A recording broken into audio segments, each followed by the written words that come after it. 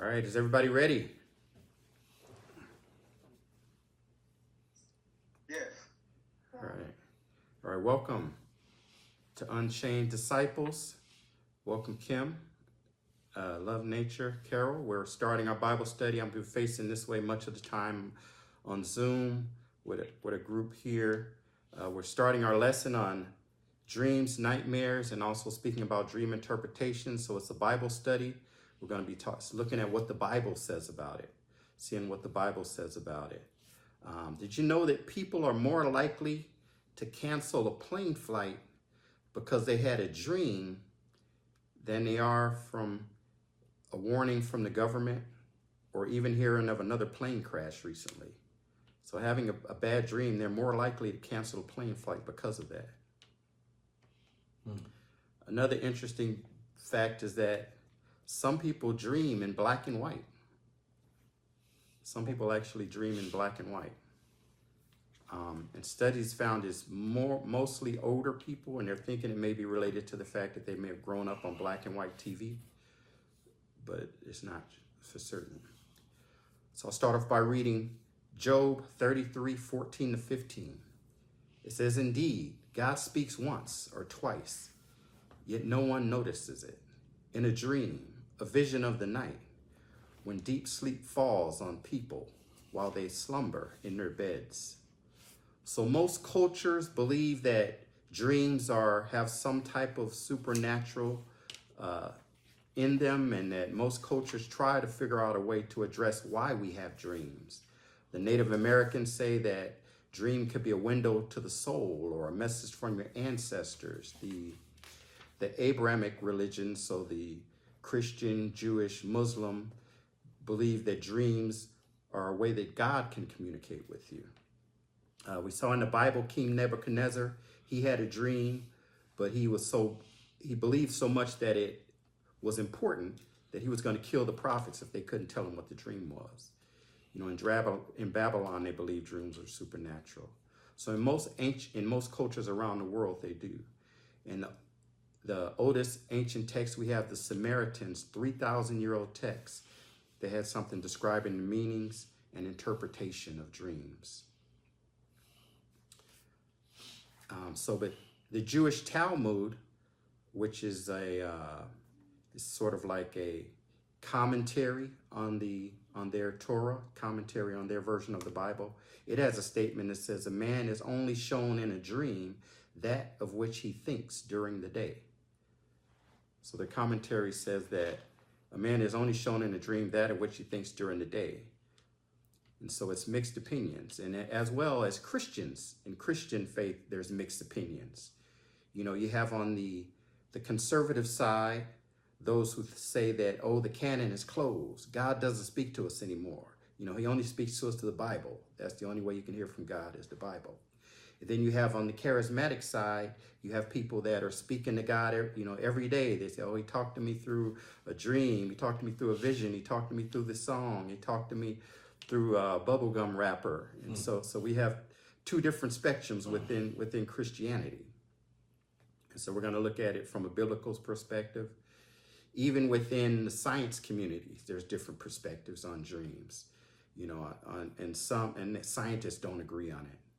A popular scientist, Carl Jung, said, "The dream shows the inner truth and reality of the patient as it really is, not as I conjecture it to be, and not as he would like it to be, but as it is." So within Christianity, within religions, within world cultures, within science, there's a lot of different beliefs, a lot of different opinions on what dreams mean, on the causes of dreams. And so let me go through an outline. This is what we're going to cover today. So I'll share an outline for those on Zoom. We're going to cover first, that was the introduction. And then we're going to look at defining wholeness. So we're in a series called Seeking Wholeness, looking at mental, emotional, and spiritual health. And so what is wholeness? What do we define as wholeness? We've been in this series for the past 5 years almost. Then we'll look at what are dreams, why we dreams, why do we dream what we dream, what are nightmares, how God uses dreams, We'll look at the question, do demons cause dreams or do demons cause nightmares? We'll look at dream interpretation and some steps of interpretation, and then some scriptures for bad dreams. Some memory verses you can use. So that's the outline for the lesson today. Any comments, questions so far? Comments or questions? You welcome those over here on TikTok. All right. Hi. Let's see. All right. So defining wholeness. So we're in our series, Seeking Wholeness. We're looking at how to be spiritually, emotionally, and mentally healthy. We want to be free from oppression from the past, from bad thinking, from strongholds, and from the enemy. So we're talking about dealing with life's current stresses and also being healed with experiences or wounds from the past. So in Christianity, we've been promised eternal life, but we're also promised joy, peace, patience, and self-control. But a lot of people don't actually get that. So for the past 4 years, we've been in this series, and we've defined some traits that we've defined as wholeness. And these are traits that we're striving for, and it may be a lifelong journey. And I'll list those here. These are the 37, I believe, so far, traits that we've described as wholeness. So these are what we're aiming towards. Authenticity, honesty, kindness, having our behavior not influenced by external approval or validation, living by values and principles, setting boundaries, taking ownership of our responsibilities, living with purpose and passion, optimism, confidence, not losing control of our emotions, being free from addictions, addressing conflict with truth and love, being vulnerable, not being critical or judgmental, not being jealous of others, forgiving those who've wronged us in the past, knowing that you're worthy of receiving love, not being afraid to fail, able to manage irrational fear, worry, and anxiety, having selfless encounters with others, not manipulating others to try to control their actions or reactions. We want to care about how other people feel. We want to be patient. We want to not give in to peer pressure or social pressure. We want to communicate without antagonizing others. We want to recognize, manage, and take responsibility for our own thoughts and feelings. We want to be slow to anger. We want the ability to maturely express our wants, needs, and desires. We want to be able to listen without reacting. We want to respect others without having to change them. We want to be able to function well alone or with others. We want to be able to take responsibility for our own destiny in life. We want to be able to maintain a non-anxious presence in the midst of anxiety and fear.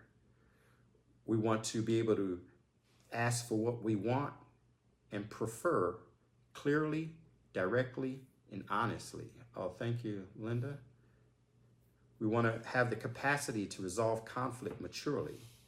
And ultimately, we want to be led by the Spirit. So those are the goals that we're striving for, the goals of wholeness as we've defined them. And in this series on UnchainedDisciples.com, you can look on UnchainedDisciples.com and see the over 90 lessons we've had so far, looking at all of those different topics. So we've been doing this a long time, So I think we'll be closing it out this year, maybe three, four. We'll see how many more lessons. All right, so we'll get into tonight's topic. What are dreams? So dreams, what are dreams? Dreams are stories and images that our mind creates while we sleep. So stories and images that our mind creates when we sleep. They occur in our nonconscious mind. I'll say nonconscious to distinguish between, so some neuroscientists distinguish it between unconscious, because if you get knocked out, that's also called unconscious, but that's something different. So our nonconscious or unconscious mind never really sleeps. Our conscious mind sleeps, but our unconscious or non-conscious mind doesn't. And so that's where our dreaming occurs. And so question, does everybody dream? Do you think everybody dreams? I think everyone dreams, but some people don't remember their dreams. Right, exactly. Yeah, you heard it last time. So, yeah, everybody dreams. Everybody dreams whether or not you remember it. So a lot of people may not remember their dream. You know, you're more likely to remember it if you wake up in the middle of the dream, like your alarm goes off or there's a sound. But everyone dreams. We typically have between 5 to 20 minute dreams, and we have several every night.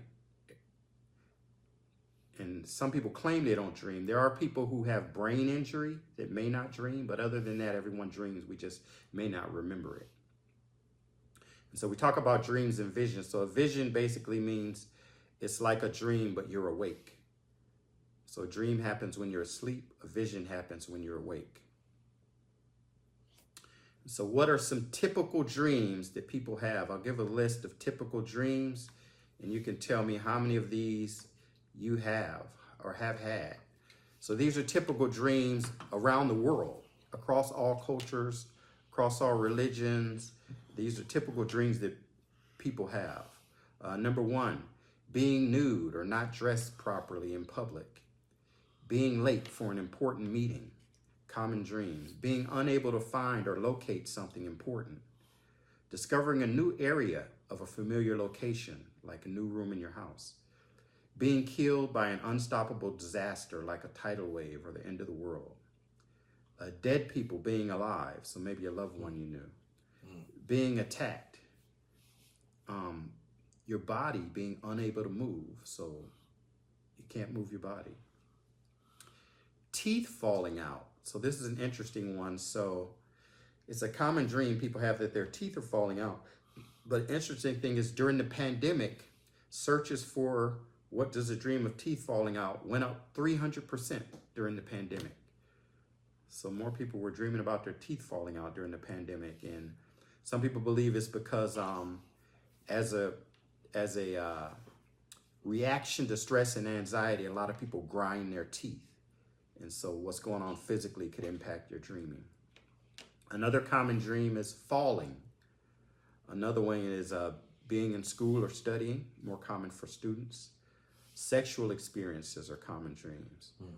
Snakes, spiders, creepy things. Other common dreams, being chased or pursued by evil people. Your partner cheating on you is a common dream. Fighting, the death of a loved one, or otherworldly beings like demons, aliens, or vampires, and dark places. So these are some dreams that people have, some typical dreams, common dreams that people have all around the world, different cultures. Has anybody had many of those dreams? Or any of those dreams? More than 5? Anybody had more than 2, more than 3? I probably have most of them that I remember, but probably most of them. Most of them? Oh, okay. Okay. Yeah, wow. Thank you, Linda. Thank you, Linda. Let's see.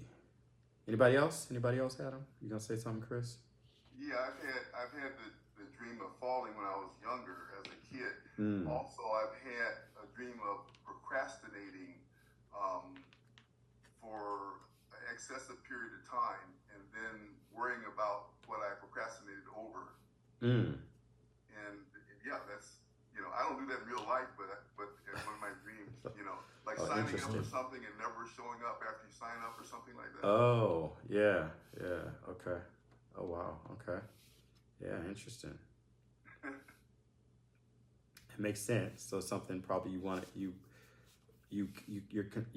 make sure that you don't do. And so yeah. Well, actually, I did it one time. I was in I'm like 23, 24. I signed up for a college class, and I went to the first 2 classes, and I started going to the racetrack every Saturday. And I didn't go back to the class, and I flunked. And I had nightmares after that. Oh, okay. Well, but I graduated, so it worked out. Okay, glad. All right. So some common dreams that Christian has, reportedly, they dream about casting out demons from someone. They dream about praying for someone on crutches and they start walking. Christians dream about seeing a sea of people and then preaching in front of it. All right. So now we'll look at Why do we dream what we dream? Why is it that we dream the things that we dream? So here are a few reasons, and then we're going to get into some in details. So number one, it could be a message from God. Number two, it could be your unconscious mind trying to tell you something. So your subconscious trying to tell you something. Number three, it could be what you're focused on when you're awake. Number four, it can be your environment. So things going on in your environment you dream about. Number five, foretelling the future. So interestingly, scientists have actually, proven that, some dreams, people have proven a future, or like 9/11 and other natural disasters. Number six is when we dream, it's how we store information. It helps us to store information, and it helps us to learn things. So part of learning is dreaming.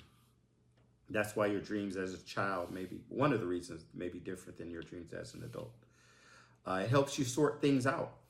So figuring things out, you use a dream. Solving problems. Dreams can help you solve problems. Threat simulation. So you can act out, what if this happens? What if that happens? And so you have a dream, and now you can act it out. And now you can prepare yourself for when that actually does happen. Emotional consolidation. So another reason that we dream is that you're just sorting out your emotions. And then some people say dreaming is spiritual warfare, and we'll talk about that today. Dreams from spiritual warfare. All right, so we'll look at the dreams of,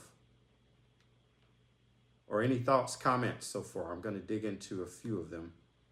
Any comments? Can I say a little bit? Yes. Well,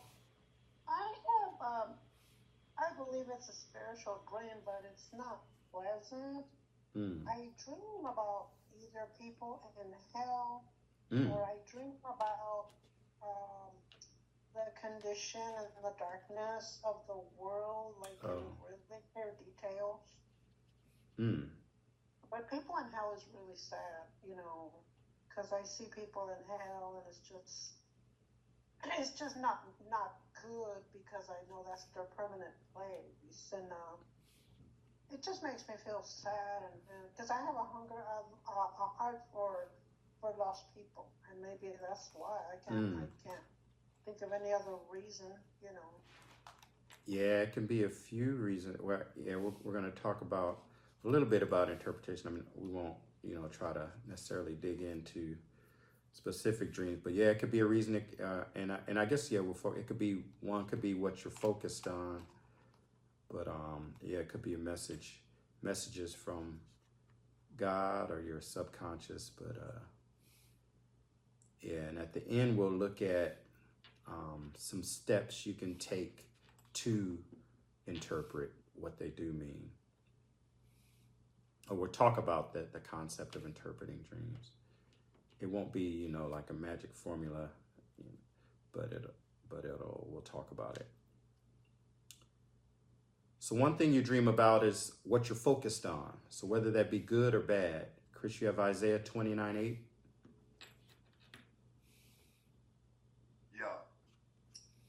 As when a hungry person dreams of eating, but awakens hungry still. As when a thirsty person dreams of drinking, but awakens faint and thirsty still.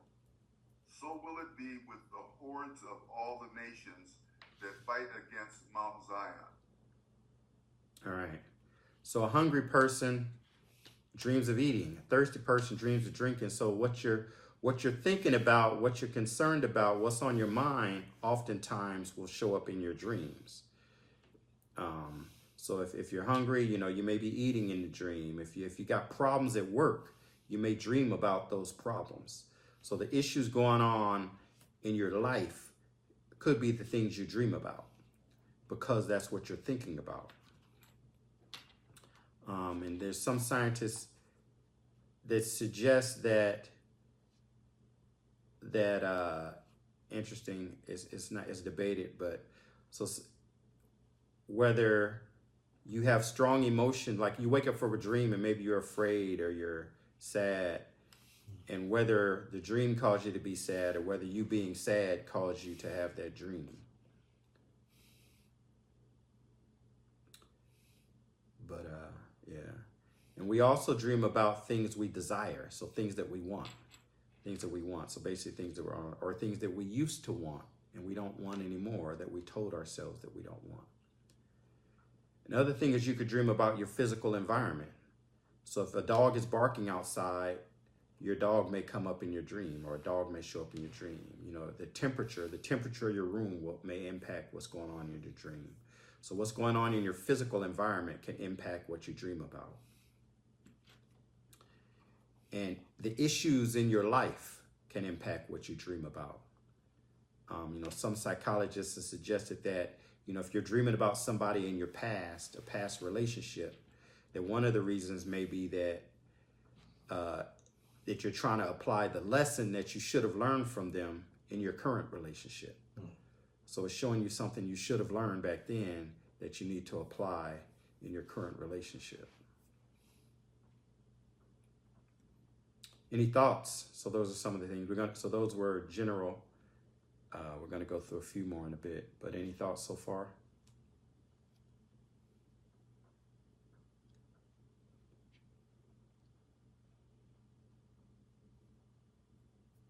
What is it that you just said about the current relationship? Oh, so you may be dreaming about a past relationship because there was some lesson in that relationship that you needed to learn that you need to apply to this current relationship.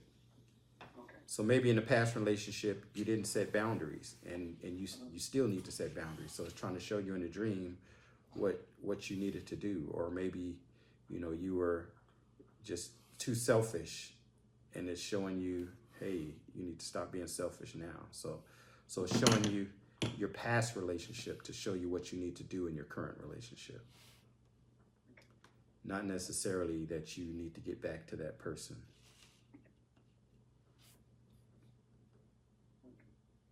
Yeah. I have a question. Do like scientists, I guess like an neurologist, do what they think about dreams agree with the Bible? Well, it's so that what they say don't agree with each other. The Bible only says a few things specifically about dreams. So there's one in the sense that what we have examples of, you know, we have examples of, you know, what people dream, how people dream, why people dream. There are not a lot of scriptures that say, you know, explain dreams or talk about dreams. And so a lot of it is not necessarily in conflict or agreement with the Bible because it's not specific to it. So in a lot of other areas, that's something we look at. In this area, there's you know, like scientists, whether they say that, you know, it may be you processing unconscious, the Bible doesn't agree or disagree with that. I mean, the Bible gives us specific examples of why people had dreams, but it doesn't give us general explanation that would say, you know, it can never be because you were processing in there. So there isn't. It's a tough comparison because They're relevant ones because I recently read Daniel and the king and Daniel. You know, the king's dreams were very. Oh yeah, they're relevant. Oh, and we're going to get into those. And so another thing we're going to get into is, how does the Bible compare to Christian teaching about dreams? Yeah. So that's something that it is a little more bit about. So science, because there's science, and then you have all of these other, you know, New Age and other things about dreams. But what science says about dreams, the Bible doesn't really talk about, you know, whether it's, you know, what portion of the brain it is or various things like that, or, you know, biochemical reasons. The Bible doesn't necessarily agree or disagree with it.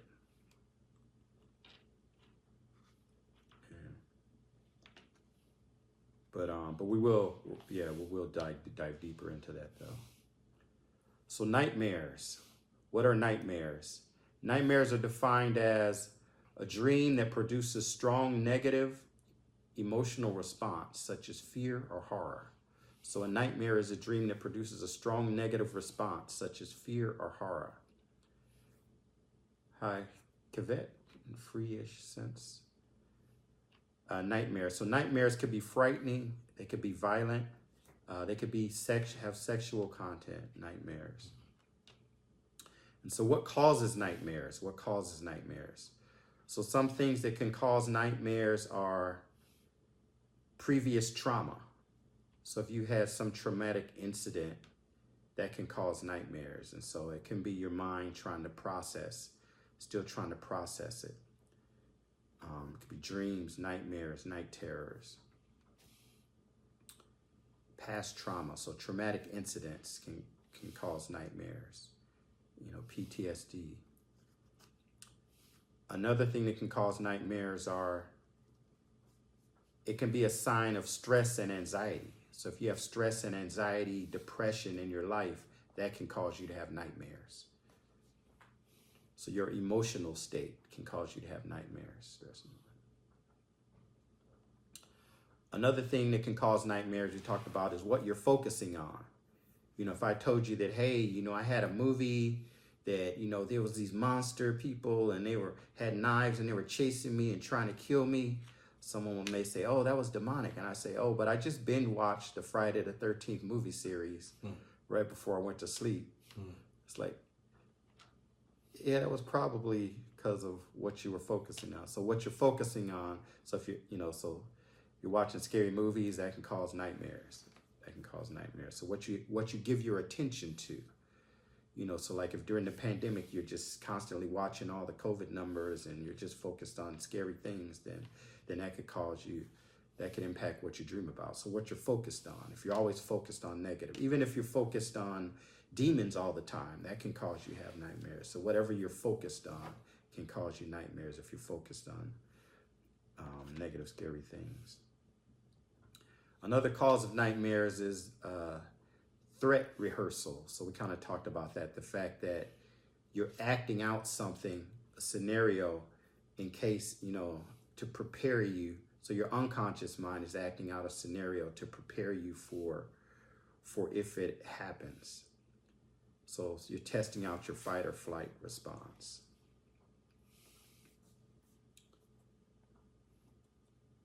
So these are natural. We're going to get into the supernatural. So another reason you can have a nightmare is that you have misperceptions. You have a wrong view of the world.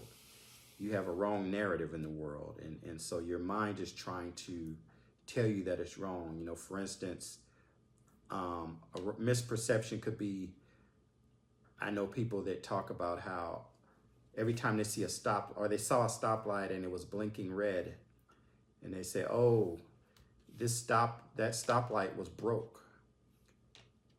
It's like, no, that's not broke. You didn't read your driver's manual. That's a state that stoplights go into. It means now it's a stop sign. But so something is happening in the world and you think it's one way, but it's not. Like maybe you think, oh, aliens are trying to attack us or all the puppies are trying to kill me. And so that's your perception of the world. And so your mind is trying to, so you may have nightmares because your mind is trying to, you know, fix your thinking. That, you know, no, you've got something wrong. You've got some information wrong and it's causing your life to go awry because your thinking is off. So that can cause nightmares. You have a bad perception. You have a bad perception. Another thing is sleep pattern disruptions. So if you normally sleep at a certain time and it got disrupted, that can cause nightmares. And then it could be chemical. So it could be drugs. It could be eating spicy food before you go to bed. I know when I went on a mission trip, we had to take malaria medicine, and there were some types that they say will give you hallucinations and nightmares. So malaria medicine, various medicine and drugs can give you nightmares. Okay. So now we'll look at, any thoughts, comments, questions so far? Talk about demons a bit later.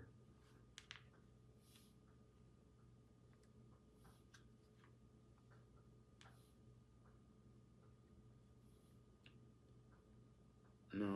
Okay.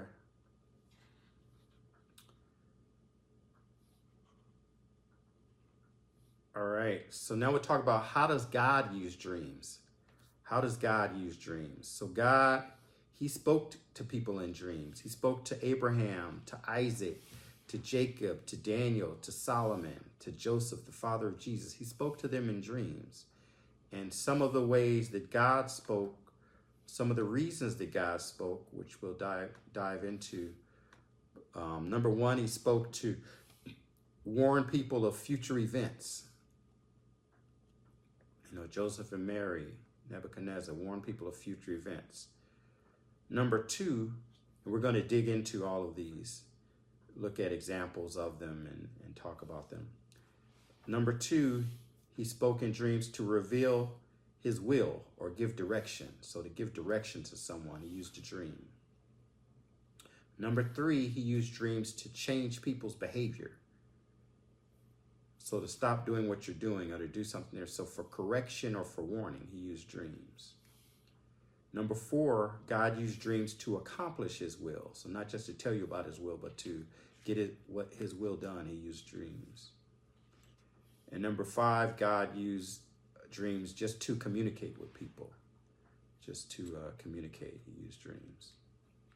So we'll dig deeper into those examples.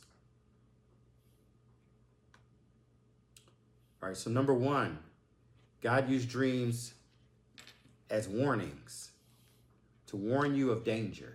Warn you of danger. Does somebody have Matthew 2:13? So this was at the time of Mary and Joseph when they had the baby Jesus. Yeah, I got it right here. Okay.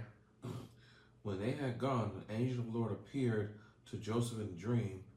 Get up, he said, take the child and his mother and escape to Egypt. Stay there until I tell you, for Herod is going to search for the child to kill him. Yeah. All right. So God, the angel of the Lord, warned Joseph in a dream that Herod was trying to kill the baby Jesus. Mm-hmm. So God can use a dream to warn you of danger. Yeah. So he communicated to warn him of danger. And so God communicated to Joseph. He also communicated to unbelievers. Welcome, Steve. Welcome, Steve. He communicated to unbelievers in dreams. We saw Nebuchadnezzar, told him of future danger. King Nebuchadnezzar in the book of Daniel. The Egyptian Pharaoh with Joseph, he warned him of future danger.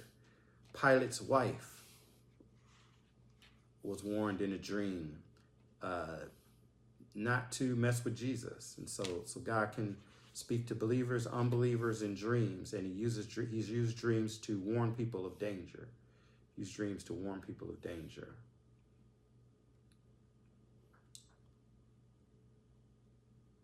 The second way that God has used dreams is to reveal his will. So God has something he wants implemented, and he used a dream to tell someone of that plan. Who has Matthew 1:20?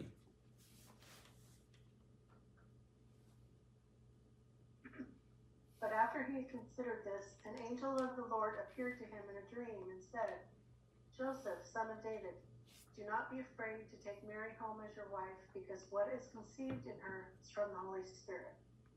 Right. So Joseph was engaged, and his wife showed up pregnant, and he wasn't having it. And he was so God came in a dream to tell him, no, this is my will. This is my will. So God will reveal his will to you through a dream. I have a question. Yes. When Herod, I think it was Herod that was going to have Jesus crucified, was it a dream that made him realize that he was doing wrong, that I think the Lord was trying to tell him that was his son? He had a premonition or something, or was it a dream?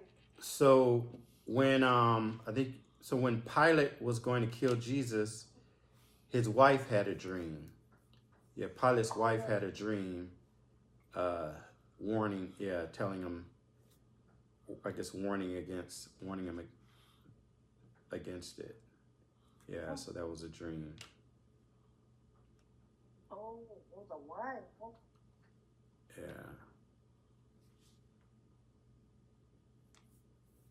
So reveal his will. Another reason another way that God speaks in dream is to change your behavior.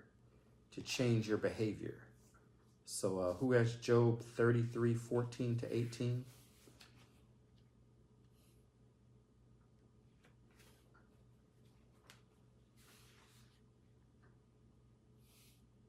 Was that Teresa?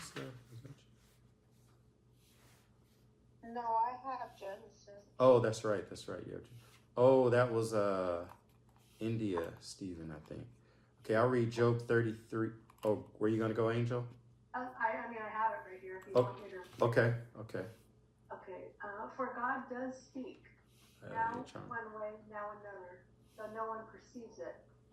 In a dream, in a vision of the night, when deep sleep falls on people as they slumber in their beds, he may speak in their ears and terrify them with warnings, to turn from their wrongdoing and keep them from pride, to preserve them from the pit, their lives from perishing by the sword. All right. So he warns you in a dream when deep sleep falls upon you. So to terrifies you, horrifies you. So this is from God. But it says in order to change your behavior, to keep a man from pride, to keep his soul back from the pit. And so God can use a dream to change your behavior, keep you from pride. We saw to accomplish his will. We saw that Abimelech, when Abraham told Sarah that it was his wife, or told the king that Sarah was his sister. Oh, interesting. Okay, sorry about that. When Abraham told the king that Sarah was his sister, then God came to King Abimelech in a dream and told him that she wasn't and that he needed to let her go. So God, to accomplish his will, God sent, can I get back? Okay. God talked to him in a dream. And an interesting thing we noticed is that everywhere in the Bible where God gives a dream to someone, so he gives it to kings, he gives it to Pharaoh, he gives it to, even though Daniel could interpret dreams and Daniel was close to God, God gave the dream to Nebuchadnezzar. So even though Joseph walked with God, God gave the dream to Pharaoh. So we notice everywhere in the Bible where God gives a dream, he gave it to Joseph and Mary. He gives a dream to the person who can actually do something about it. So the person... Is there a gift in the New Testament where people can interpret dreams today? In the New Testament where people can interpret dreams today? I don't know if it's specifically called out, but it would, yeah, if it would be part of prophecy or not. I don't know if it's specifically listed in the New Testament.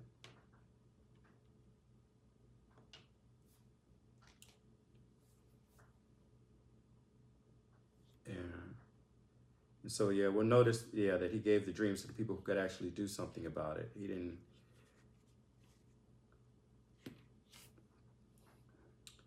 And then the last way that we'll talk about that God uses dreams is he could use a dream to start a conversation with you.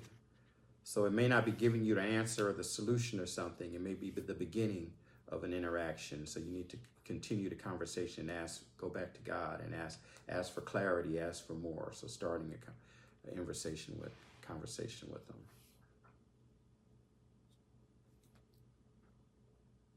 All right, let's see. close to the break. Any comments, questions?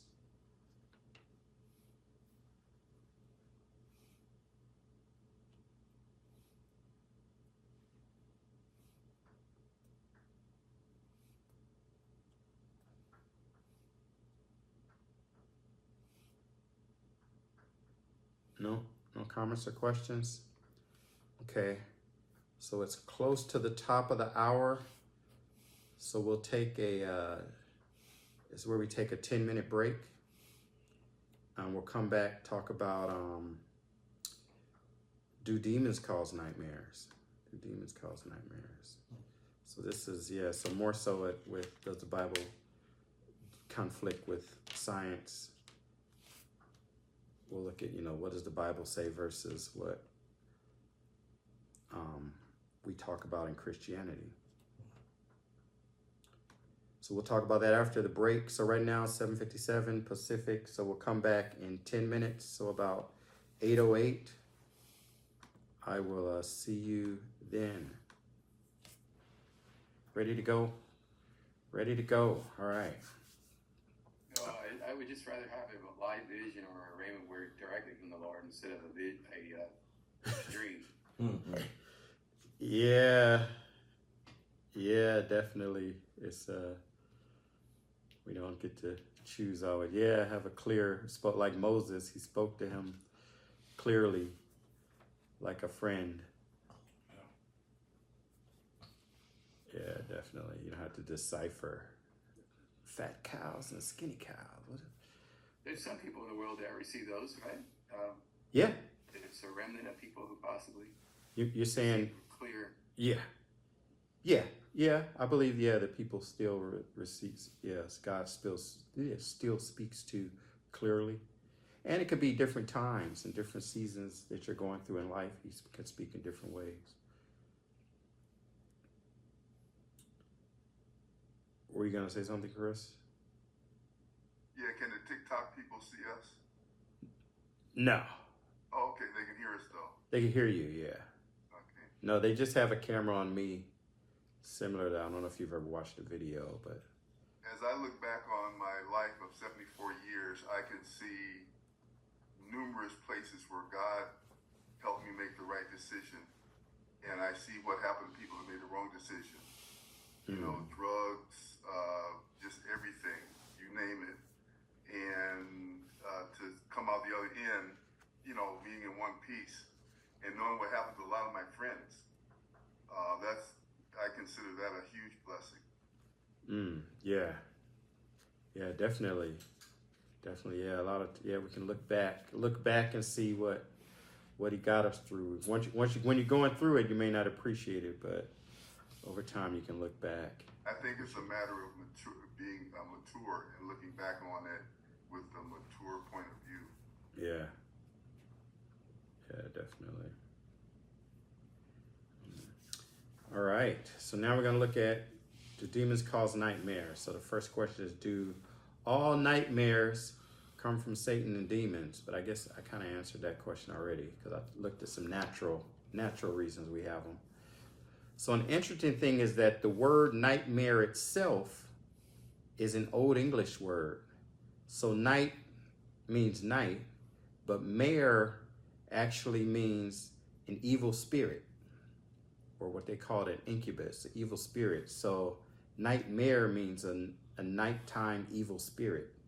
So the word itself implied that, that even in that culture, that was their assumption, was that there was an evil spirit involved. So the Oxford Dictionary says, people in many different religious traditions throughout history have regarded dreams as a potential source of interaction with evil spirits and seductive demons. This is truly a cross-cultural phenomenon and possibly a universal feature of human communities. So this is something that is, it's not just in Christianity belief, it's not just religious belief, it's a lot of cultures, all cultures, different times, and that have the belief that evil spirits cause dreams. And so we're going to look at what does the Bible say about it. So you asked Teresa, what does the Bible say versus science? Now we're going to look about what does the Bible say versus what the religious teaches. So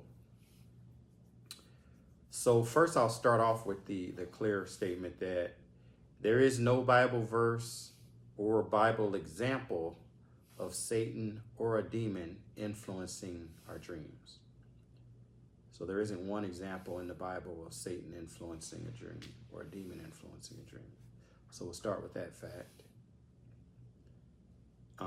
That doesn't necessarily 100% prove that it can't be, but we'll start with that fact that there isn't one example in the Bible of that being the case. But then we'll look at some things that are in the Bible. There are scary dreams in the Bible. So what does that look like in the Bible? GotQuestions.org says, some people think Satan or demons are infiltrating their minds during nightmares, but there is no passage in the Bible directly substantiate this. And I'll share one video. You'll be back, okay? I'll share one video, so it's not saying necessarily that that's definitive, but so let me share one video on that topic. There are 4 biblical reasons why negative dreams, or what you call a nightmare, did not come from the devil. Number 1, God says in Isaiah 55:5, my ways are not your ways, and my thoughts are far beyond anything you could imagine. So the first issue is that everyone puts God in a box and says what he can and cannot do. Number 2, some people think that because they have a bad dream or a nightmare, that it couldn't come from God. But in Job 33:16, God said, when it comes to dreams, I at times will terrify you with a dream in order to get your attention. Number 3, hell is a horrific place. In Matthew 25:41, it says that God is the one that created hell for Satan and his angels. That is much more horrific than a nightmare. Number 4, there are 21 stories of dreams in the Bible. In all 21, there is not even a hint that Satan had the ability to give a dream. All right, so that's one take on it. So it's clear. So the Bible doesn't say it. So a couple of the arguments. Anyway, the Bible doesn't say it. So, but let's look. There are examples of evil dreams in the Bible and scary. So let's look at that. So a lot of times I've heard people say things like, if it's a dream from God, it will give you peace. That's how you know if it's a demon versus God. If it comes from God, it will give you peace. If it comes from God, God isn't the author of confusion. If it comes from God, it'll give you peace. And so who has Daniel 7:15?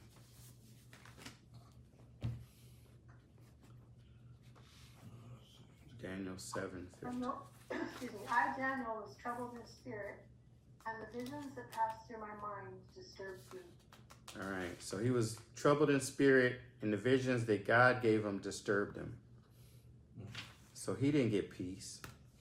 And so let's go ahead and look at the next verse. Genesis 15:12 through 14.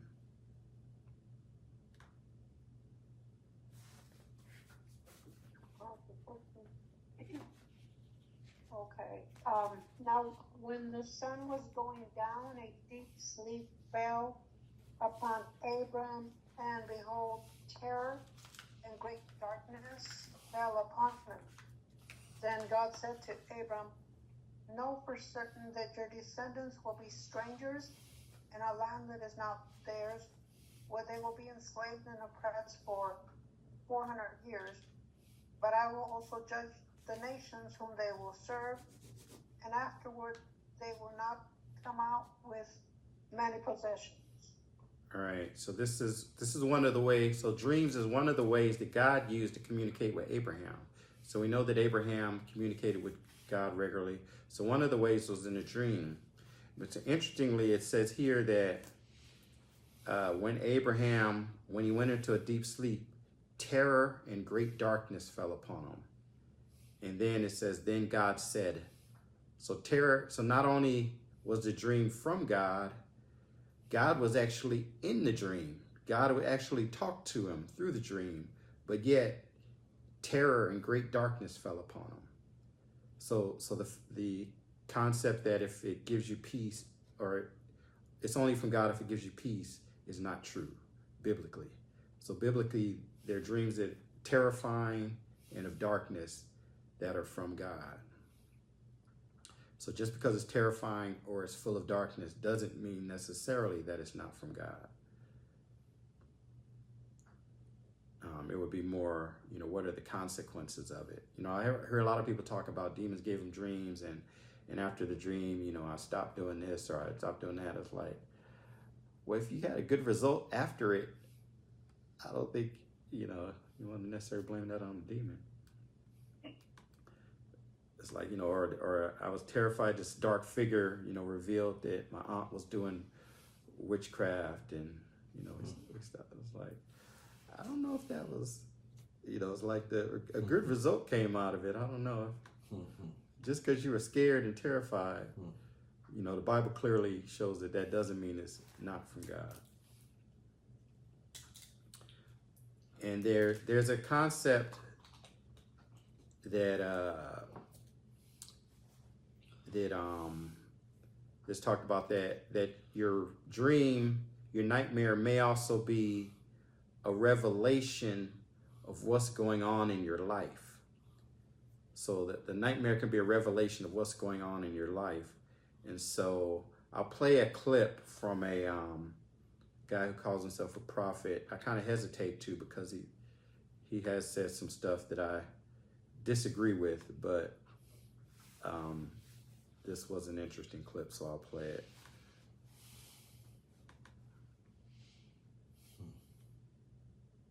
Okay, wait a minute. All right. God is giving you a revelation of what is happening in the spirit that you're not aware of. You don't enter the spiritual realm when you're sleeping. You get a revelation of the spiritual world when you sleep. Because right now we are in the body. Our spirit is in the spiritual world. If somebody is under demonic bondage, they don't walk around and you see demons. You just see a person struggling.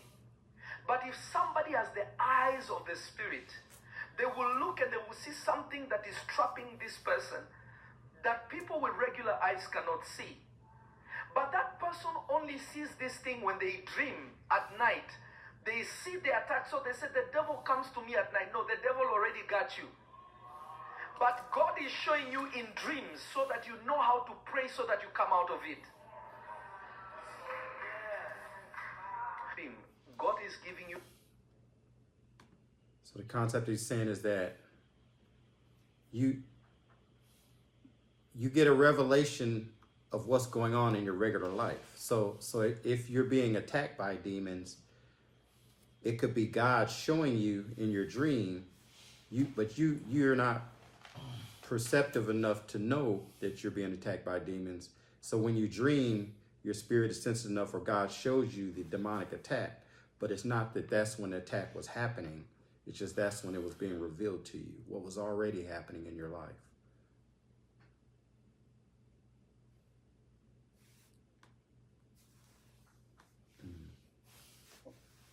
What's an example of that? Do we have an example? Do I have an example? Yeah, do think of an. I'm not quite getting what he said. Okay. So an example, let's say you may have a dream that a particular person, maybe they break in your house and they steal your TV and they take your car and they're doing all this stuff and you're going, no, this is somebody I trust and I like. But in reality, they're actually harming you or doing you wrong. Okay. But you didn't perceive it in reality, but it was revealed to you in a dream. Okay. So he gave an example. He was saying that there was a guy who, he says, he said he went to the guy and said, are you being, attacked by demons at night? And he said, yeah. And then he cast the demon out of him, but he told the guy that you're being attacked by demons all the time, but you just couldn't perceive it until nighttime. And he was saying that God was revealing to you what's going on in your life. So it's going on in your life already, but it's getting revealed to you in a dream.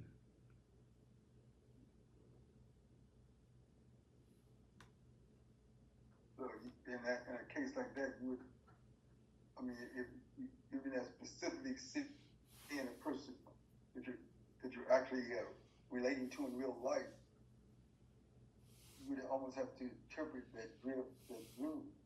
Is that what this guy did for this other person? Interpreted the dream for him? Because if it isn't somebody that you know, or it's being revealed to you, but not that person per se, you'd have to pick up on it, correct? Yeah, that's what he said he was doing. Yeah. Okay. So he was interpreting this dream for this. Well, he was interpreting the dream, and also he said he discerned the spirit on the guy as well. Yeah. So how do you distinguish between a true prophet and a false prophet? Yeah, good question, because especially with that guy, but I'm not gonna go into it. Well, anyway, one way is, does it disagree with the Bible? Does it disagree with the Bible? Two is, prophet means, a lot of people call people false prophets a prophet means you're speaking for God. A lot of times we use the term prophet to mean you're someone telling the future. So it could be telling the future, but it can mean they're speaking for God. So basically they're saying, God said this, this, this, or God revealed to me this, this, this. So if someone is just preaching and they're preaching something that's wrong, but they're not saying that God said it, that's not necessarily a false prophet. So a false prophet is someone saying, God told me this. So the easiest way to know if someone's a false prophet, if their prophecy doesn't come true. So if they say, God told me you're going to do this, or this is going to happen to you, and it doesn't happen to you, you're a false prophet. If someone tells you God said this person is going to be president, and that person doesn't become president, they're a false prophet. If their prophecy doesn't come true. A lot of times in a lot of churches, we like to use the word prophecy, loosely. It's like, prophesy over, prophet, you're going to have, your businesses are going to flourish, prophecy that this, and we just say things that come to mind and claim it on God. If someone says that everyone here is going to have great business in 2024 and 3 people don't, they're a false prophet. So if they give a prophecy and it doesn't come true, then that's one clear way to know. Well, do you ever get like you said, you don't really put your whole life into what, put your whole spiritual health into that man. Do you get a feeling about it, like a warning?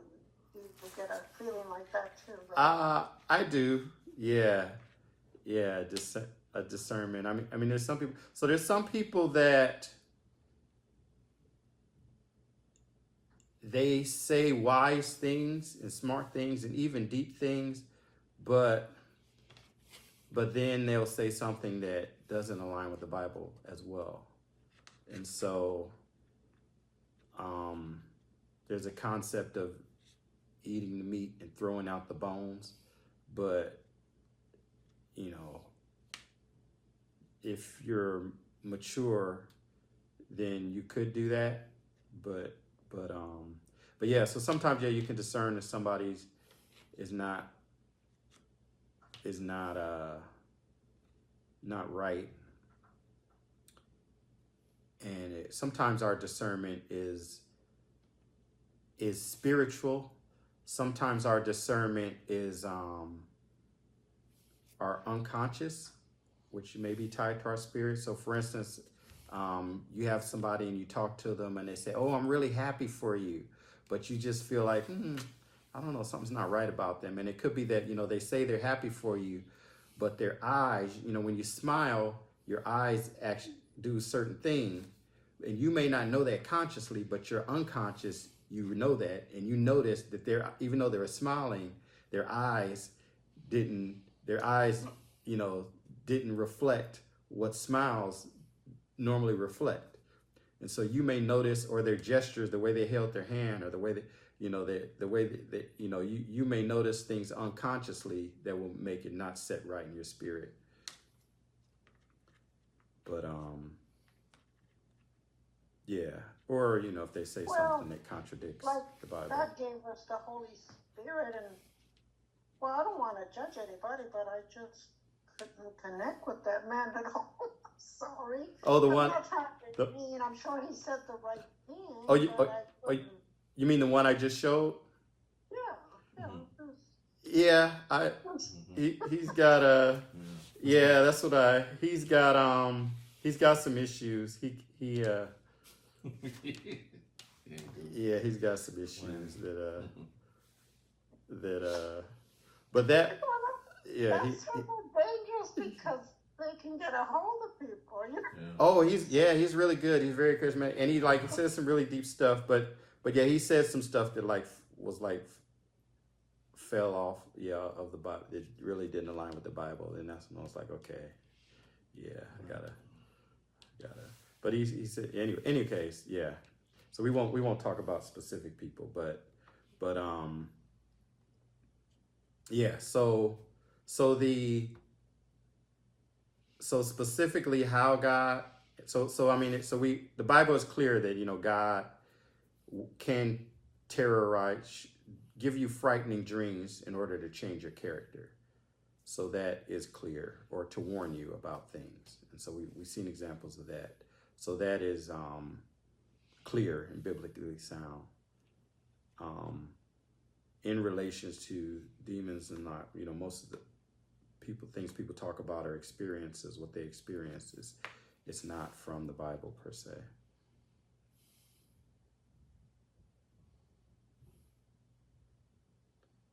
So,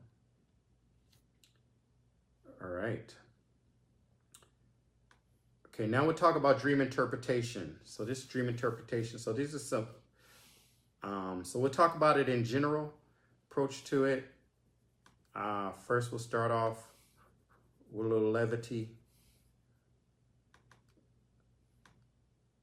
a little lightheartedness. Her husband, she said, darling, I had a dream about my birthday, and in the dream I dreamt about earrings, a bracelet, and a necklace. What do you think that means? And he said, just wait till your birthday. And then on her birthday, he gave her a package. She opened it, and it was a book, How to Interpret Dreams.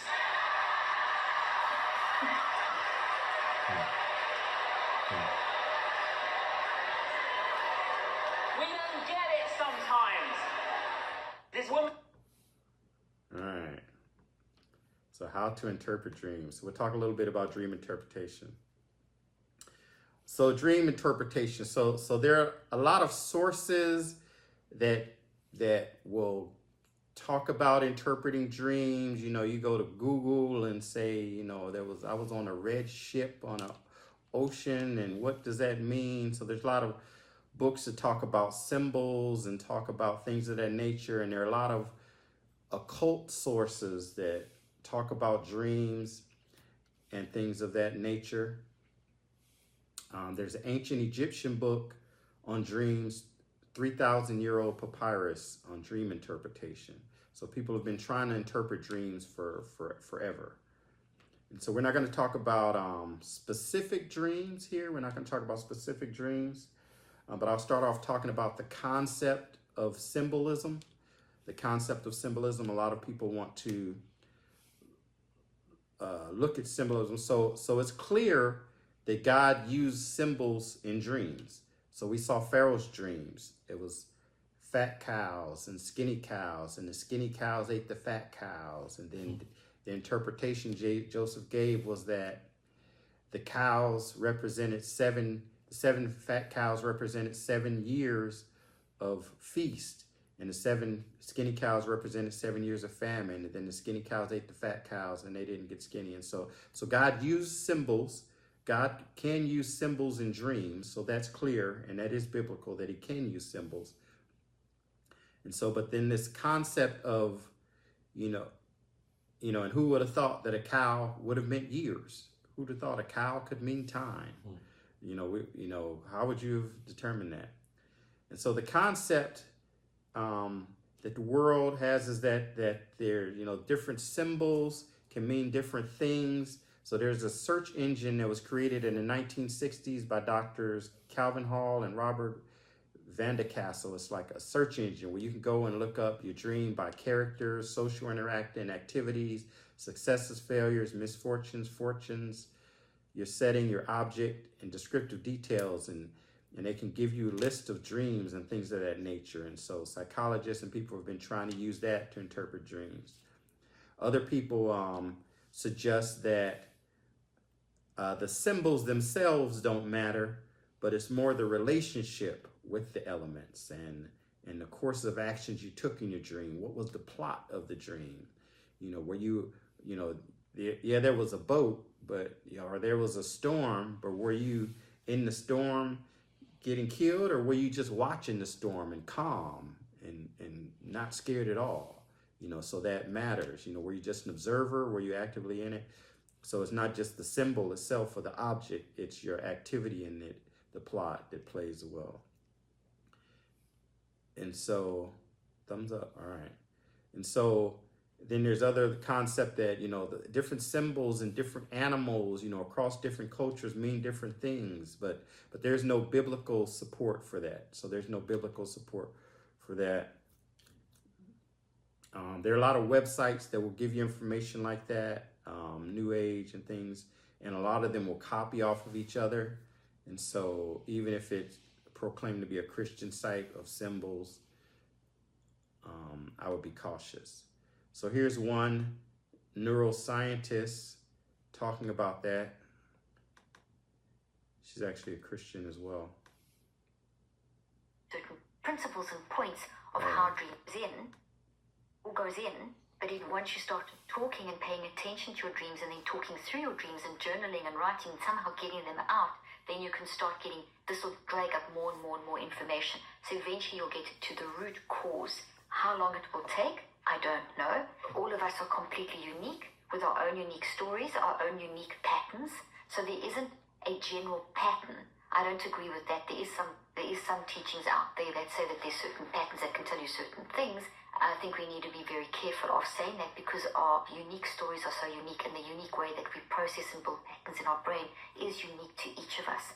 What we do know is certain principles and points of how dreams form, what they're doing, and that the big overarching concept is that they are telling you something, and they are telling you something about something that you need to do conscious work on if they are recurring, because it's something that's now that an experience you've had that is disturbing the balance. So that's the housekeeping function. It all goes in, but even once you start talking and paying attention to... All right. So even, scientists don't agree, but I agree with her in that, there isn't some type of overarching, thing. You say this symbol means that, this thing. So we all have different experiences, so you're going to see different things, different reasons. And if you have a recurring dream, it means that it's important. It could mean that it's important. So it probably means that it's important. And so it could be a message from God trying to tell you something. It could be your subconscious telling you something. But it's something that you need to figure out. And we're going to talk about how to do that. So your unconscious mind as well will bring things up to pay attention to, for you to pay attention to. And another thing you can pay attention to is if you have patterns. So there isn't necessarily like this symbol always means that, but you can look for patterns. So if you, for instance, you had a dream here where this happened, another dream where this happened, another dream where this happened, but in all of your dreams, you were powerless. You couldn't stop what was going to happen. Or in all your dreams, you were arriving late for this event. So if there's a pattern, then that's something you want to pay attention to. So it may not have even been the exact same dream, just like Pharaoh's dream. Once it was, the cows eating the cows, and the other one it was something else, but they all meant that it was going to be 7 years of famine. There were two completely different dreams, but they meant the same thing. So if you have a recurring pattern, that's something to pay attention to. And so now we'll look at some steps. Well, any comments so far? That has to be a situation that, like, you be kind of journaling, or you have to be aware of that, because you're not going to have the same. Well, you may not have the same dream that frequently close together, or something similar close together necessarily too. It could be something that could be spaced out. Yeah. But similar. Yeah. So, go ahead. No, I'm just saying. So you'd have to be aware of that, or pay attention to it, or be able to catch it. Because a lot of times, I hear people. I tend to dream, but I would never put anything to them. But sometimes you can wake up and what you dreamed about, or had dreamed about, or the dream will wake you up, and you have to be conscious of it. So I think a lot of people say they don't even know what's dreaming. Yeah. And so let me. But I guess it's something. Excuse me, but something that may have gotten your attention. When it got your attention, you may want to write it down if you think there's something to it. Yeah. Like look at things and think in terms of it having some kind of relationship to life. Yeah. Pursue it. Yeah. And so at the beginning, we talked about the fact that everybody dreams, you just don't remember it. And so actually, most of your dreams, you forget. A lot of times you do remember it, but within 10 minutes of waking up, you forget.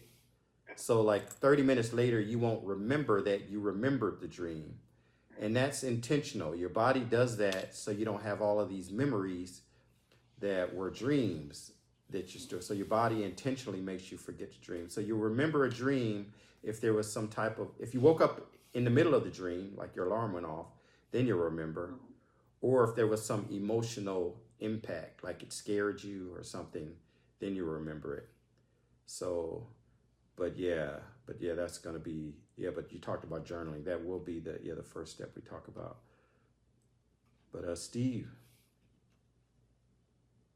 Oh yeah, does this make sense? How do you know the difference between a warning dream versus a nightmare from a horror flick you watched prior? Oh,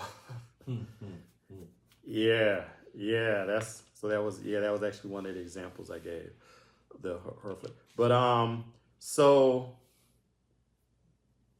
it's one would be, so we're going to get that a little bit into that. We talk about interpretation, but just kind of the feeling you have from it. So when like Nebuchadnezzar, when Pharaoh, when they had their dreams, they said, okay, I'm going to kill all of my prophets if you can't interpret it, which means that they're not going to be able to interpret any of their other dreams in the future. So they knew it was important. So they had a sense that this dream was important. They had a sense. So sometimes you can get a sense that this dream is important. Another thing could be if it's recurring. If it's a recurring dream, if it happens more than once, then it's probably important. And depending on how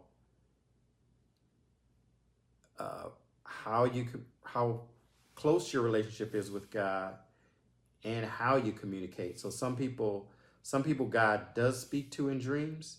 And so kind of like Elijah, when there was an earthquake, he didn't come out of the cave. When there was a fire, he didn't come out.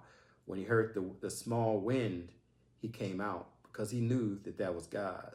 So if you've developed a relationship with God, then you'll know his voice in that way. But it could be that that's not how God normally speaks to you. So you could have a relationship, but it's not that he just doesn't normally speak to you in dreams. So you may not necessarily know. Oh, I see. I may have framed the question wrong. Okay. Maybe I can, like, what's the difference between a demonic dream versus your imagination? From having watched it, Okay. Yeah, but then so we talked about the fact that there could be another difference, because if the dreams that scare you could also be from God. You know, every example of a scary dream in the Bible was from God. So I mean, you would take it to God. Or if you felt harm first, so you would I guess it would be the pattern. One would be the pattern and the recurrence of it, and I see. And but they both would frighten you. All three would frighten you. So it's not necessarily the emotion you felt, but the proximity to seeing the movie may help. Yeah, I mean, and it's not just movies. It's we talked about the fact that it could be spicy food can cause nightmares. Different medicines, malaria medicine specifically does cause nightmares. Different medicines cause nightmares, so there could be multiple reasons. Paralysis. Sleep paralysis you're talking about? Yeah. Okay, so yeah, we talked about that in the main. So this is a review. So yeah, let me get through. So I didn't have time to fit that in here, but yeah. So sleep paralysis is something that REM atonia. I'll just mention it quickly. REM atonia is a natural thing that happens where, you know, if you sleep, if you're running, if you're jumping, if you're fighting, most people aren't acting it out. You know, they aren't kicking and doing all of that. And that's because your brain disconnects from your nervous system so that you don't act stuff out. But there can be a process when you're waking up, your mind is starting to wake up, but you haven't connected back. So you aren't able to actually move your limbs, and that's a natural thing. And so that's called REM atonia.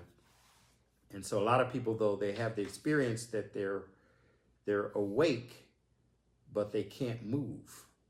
And so, and it's cross-cultural, cross religions, cross cultures. And so Christians will say, hey, it was a demon. And a lot of them will say it was a demon sitting on a chest or a dark figure in the room. Non-Christians may say it was an alien or it was a witch. There's something called incubus and succubus. They had names for them in England. So it's a common universal experience that people have.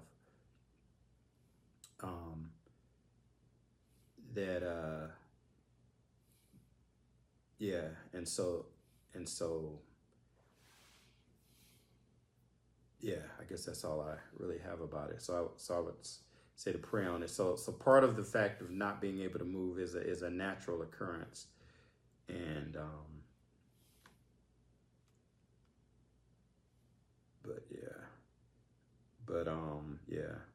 So let me get into interpretation a little bit. So interpretation, who had Daniel 7:1? I got it right here. All right. In the first year of Belshazzar, king of Babylon, Daniel had a dream, and visions passed through his mind. As he was lying in bed, he wrote down the substance of his dream. All right. See, Daniel had a dream. He had a dream that one day little black boys and little white girls would be able to walk it.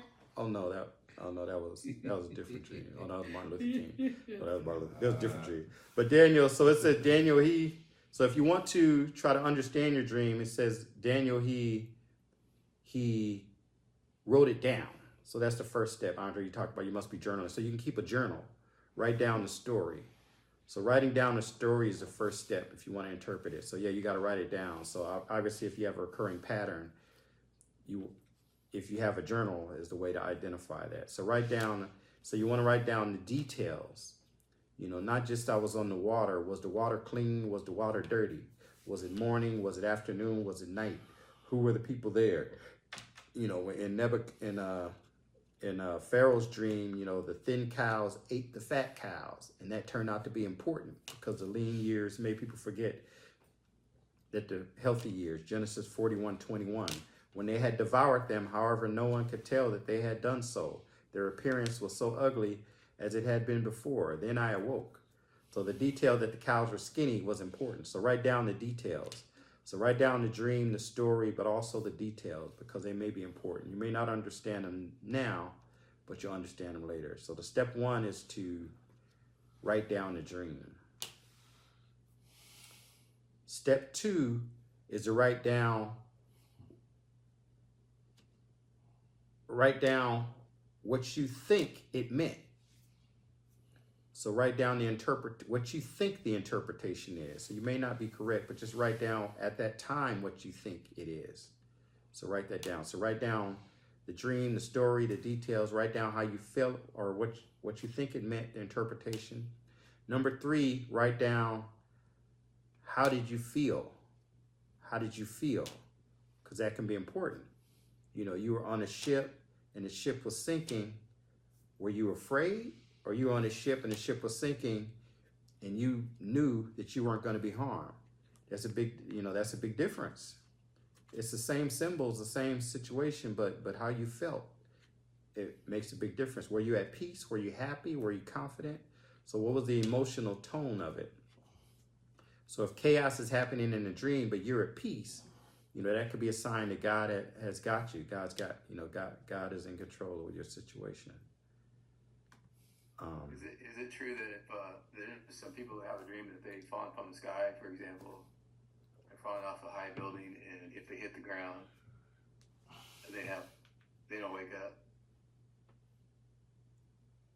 Oh, I don't know if I've heard that. Well, if they didn't wake up, you wouldn't. I guess we wouldn't know what they dreamed. I guess we have no way of knowing that. They thought they hit the floor. Wait, what do you mean they don't wake up? Oh, because their heart stopped. If they conceive that they actually hit some. Oh, okay. So they died. Yeah, so we wouldn't actually know what they dreamed about, I guess. Oh, yeah. Oh, that's right. So, yeah, I don't think we'll ever know. Let's see. So the last time we did this lesson, Carmen, there was a lady, Carmen. She used to come to the class. She initially, when she first started coming to the class, she was coming back to being Christian. She started coming to the Bible study, and then I guess all of a sudden she started having all of these scary dreams,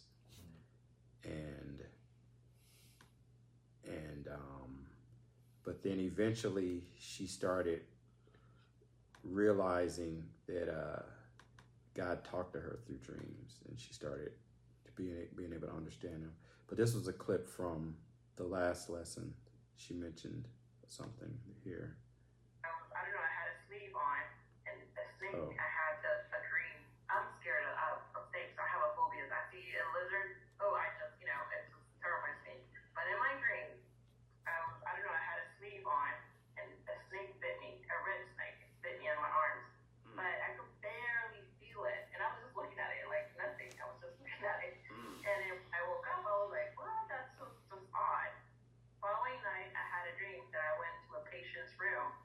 The patient had tapeworms, and she showed me on her belly. And for some reason, it told me not to touch the walls of the room. And when I looked at the walls, and it was covered of tapeworms, and I could see them. But once again, it didn't touch me.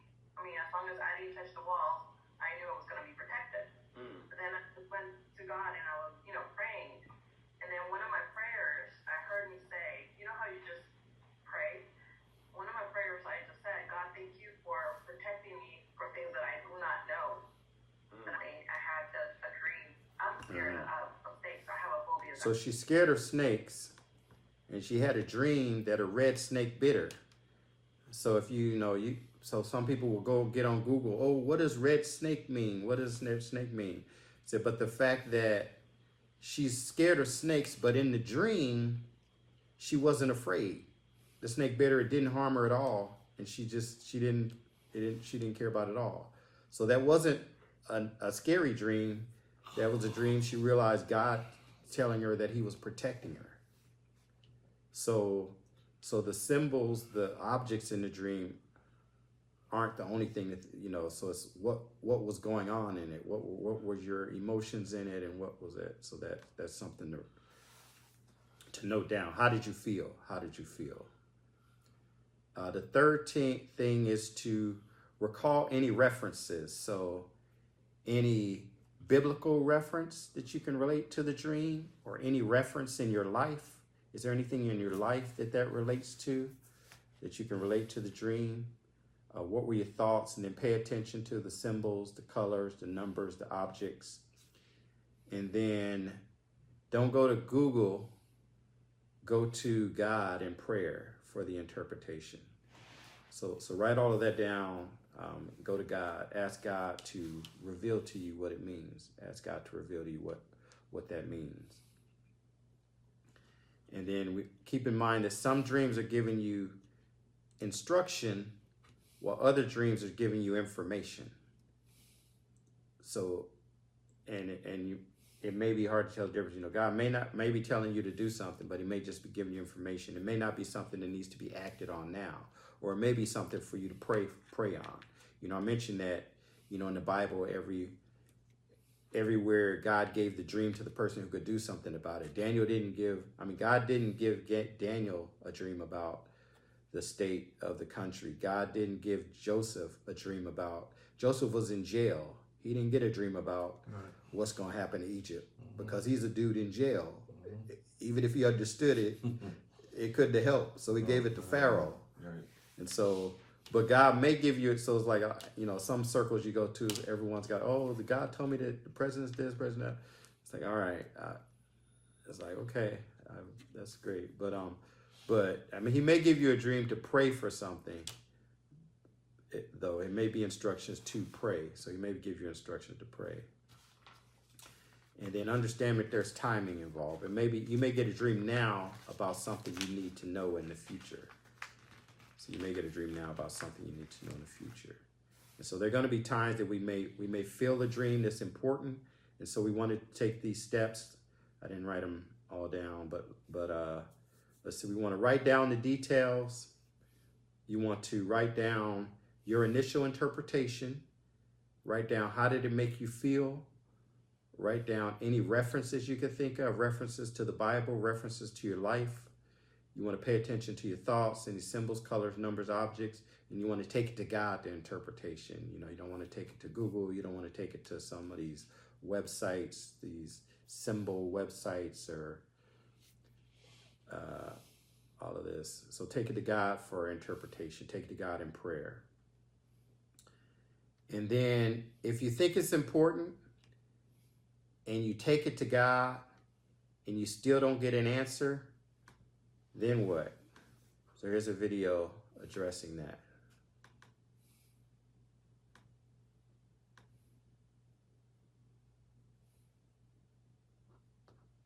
Maybe. Oh.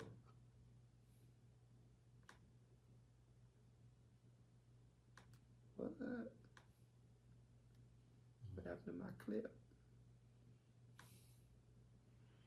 All right. So the video was talking about, he was saying, you take it to God, you get an answer. And basically, if you don't get an answer, you keep asking God to reveal the dream to you. But if you don't get an answer, then you've done your part. You've done your part, and it's not something you need to worry about. You missed some instruction that you needed to do. So continually take it to God to ask for clarity. But if he doesn't give you clarity, he'll give you clarity if it's important for you to know. I had a recent dream where I don't remember all the details now because I did lose some of the information, but it was basically, I don't know where I was, and there wasn't much scenery, and something about a key in my pocket or something like that I guess I had once, and then I lost it. And I was so disturbed that I lost this key. And so I knew that it had something to do with a key, maybe not a physical key, but something that I had lost that I needed to be able to get access to. whatever it was that I needed to open again, and it was so disturbing. But I love dreams. They are so vivid and real. Sometimes I can even wake up and go back to sleep and go right back to that same dream again. Yeah. Oh, that's great. Yeah, some of the dreams like that one, they just feel like, okay, that had to be something. Like you just kind of know that there's something I need to gain from it. So you can, so if you write it down and continue to take it to God, and continue also, like when you dream, your mind processes things. So if you're thinking about it, what is the answer? A lot of times you'll get an answer in a dream. And like the guy who was trying to invent a sewing machine. He was coming up with different inventions, trying to invent a sewing machine, and he couldn't think about it. Then he had a dream that he was on an island, and natives came, and they told him if he didn't invent a sewing machine, that they were going to kill him. And so they gave him 24 hours, and within the 24 hours, he still couldn't think of it. And so they all got their spears and started stabbing him. And then he was frightened, and then he looked at their spears and realized that they all, on the tips, they had circles on the tips of the spears instead of being sharp. And he woke up, and then he immediately knew, oh, the sewing machine, because before he was putting the needle at the top of the thread through the top of the needle, but he realized, okay, I need to put the hole at the bottom. So he got the revelation in a dream. The revelation in a dream. Get out of here, really? Yeah. So that's, and actually apparently the idea for Google came from a dream as well. But yeah, so we get ideas for dream. You get clarity, and obviously taking it to God and get clarity. So let's see. I won't get to read through these verses, but on the notes, you'll see there's 5 verses. If you're having nightmares, Psalms 3:24, when I lie down, you will not be afraid when you lie down. Your sleep will be sweet. You can recite these verses, memory verses, if you're having nightmares or problems sleeping. Psalms 91:5-13 is sort of the famous one for nightmares. Is, you will not be afraid of the terror by night, or the arrow that flies by day, of the plague that stalks in darkness, or of the destruction that devastates at noon. 1,000 may fall at your side, and 10,000 at your right hand, but it shall not approach you. You will only look with your eyes and see the retaliation against the wicked. For you have made the Lord my refuge, the Most High, your dwelling place. No evil will happen to you, nor will any plague come near your tent. For he will give you angels' orders concerning you to protect you in all your ways. And their hands they will lift you up, so that you do not strike your foot against a stone. You will walk up upon the lion and cobra and trample the lion and serpent. Psalms 91:5-13. You notice that one verse from the Jesus in the wilderness. Let's see, Psalms 4:8. In peace I will both lie down and sleep. For you alone, Lord, have me dwell in safety. Jeremiah 31:26. At this I awoke and looked, and my sleep had been pleasant to me. 1 John 4:4. You are from God, little children, and have overcome them, because greater is he who is in you than he who is in the world. 2 Timothy 1:7. For God has not given you the spirit of timidity, but of power and love and discipline. So let's walk in the way, let's seek the truth and live the life.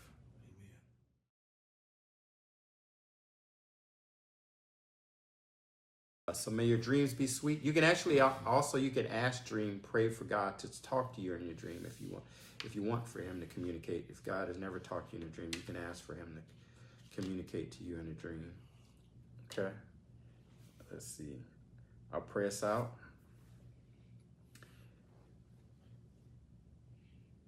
Dear God, we thank you for the word that you've given us. We thank you for the fellowship, Lord, the opportunity to gather together, Lord, for iron to sharpen iron, Lord, for us to share our experiences, Lord, for us to share our knowledge, Lord, for us to share what you've spoken to us, oh God.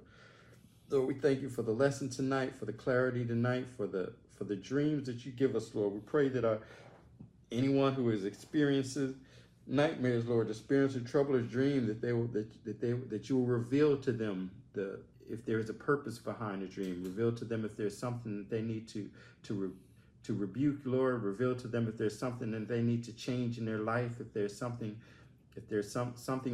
some misconception that they have, some perception of the world that's wrong, Lord. If there's some traumatic incidents that they need to be healed from, Lord. If there's things that have gone on in the past, Lord, that damage them, that they're trying to process unconsciously, Lord, that you will reveal it to them, Lord, and you will have them seek help or seek the method, Lord, or seek to you, Lord, and that you will give us clarity, Lord, in our dreams, Lord, and that we pray that you will communicate with us, Lord, that we will prioritize hearing your voice, oh God, that we have a list of things, a list of to-do items, a list of priorities, a list of 5-year plans, a list of goals in our life, but that we'll prioritize hearing from you, God, as one of the highest priorities that we have, oh God, and that we know that you still communicate with us, Lord. So whether it be through a dream, whether it be through a vision, whether it be through the Bible, Lord, your holy word, Lord, whether it be through a preacher or a sermon, Lord, or whatever means it is, whether it be through nature, however you speak to us, Lord, that you'll continue to speak to us, Lord, and speak to us in a way that we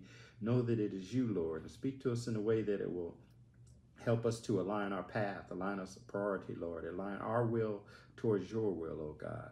These and all things we ask in the name of Jesus Christ. Amen. Amen. Amen.